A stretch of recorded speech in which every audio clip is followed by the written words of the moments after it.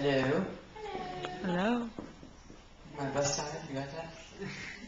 Okay, so when Jackie asked me to come perform to this topic, Mom, meet my LGBT partner, we're having a family, I scanned my personal history and I'm like, I got nothing. And the closest thing that even remotely seems similar, and Paula's going to enjoy this story, was telling my southern mom that her squeaky clean freshman daughter in college was no longer a virgin because she met a senior at college who was a black man. And her response was supportive, but her private reaction was fear that we were going to be like hurt because we were a biracial couple, like mobs would stone us. But then we broke up, and then she told me that was her fear. So that was pretty cool. So I have a feeling, she did pass away about 4 years before I came out. I think she would be the same. She would have the same response if I'd come out when she'd been alive. But my wife Elizabeth has a better story, which I'm going to share without her permission.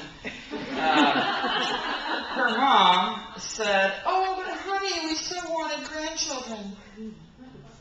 So this is an odd response since she's a nurse practitioner.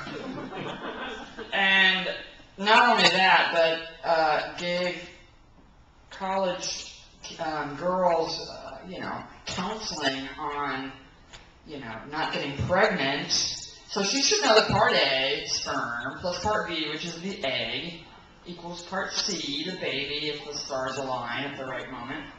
It's just a matter of getting all those parts together. So over time she realized that. Wait, hey, you can have a baby, that's great. So what makes parents lose their brains when we tell them we're gay? It's as if they were all born with a set of responses to the "I'm gay" disclosure, and when they hear it, they grab the first response that rises to the top of their internal Rolodex.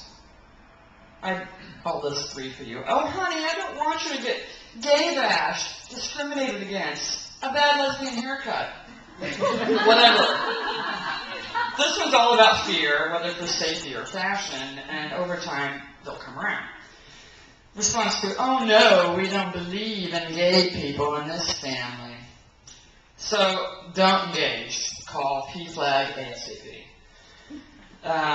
The third response, "Whatever makes you happy, dear." "Excellent, Mom. Muff diving makes me very happy."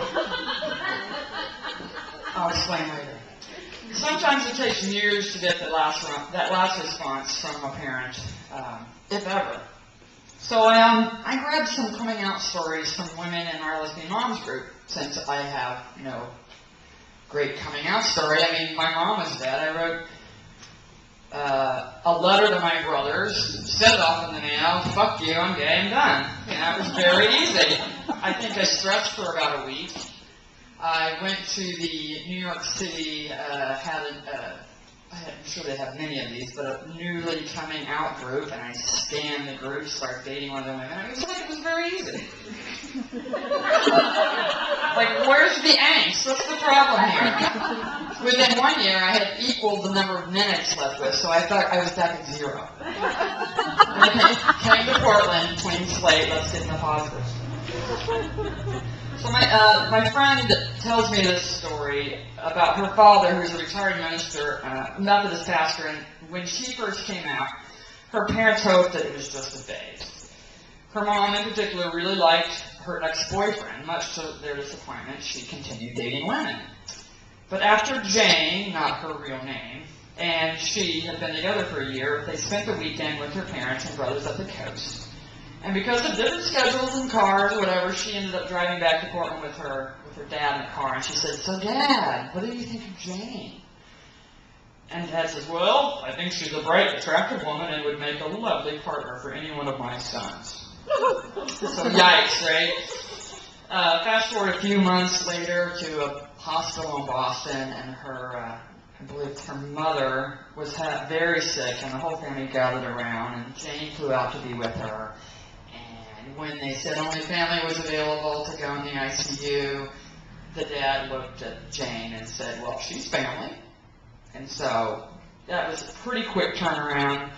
Very awesome for my friend later he was an officiant at their wedding, and now he's a wonderful grandfather. So that's a good story for you. Here's another coming out story, straight from a southern friend of mine that I'm going to call Mary Sue. And I'll just do this like Mary Sue. I think my mom's name is funny.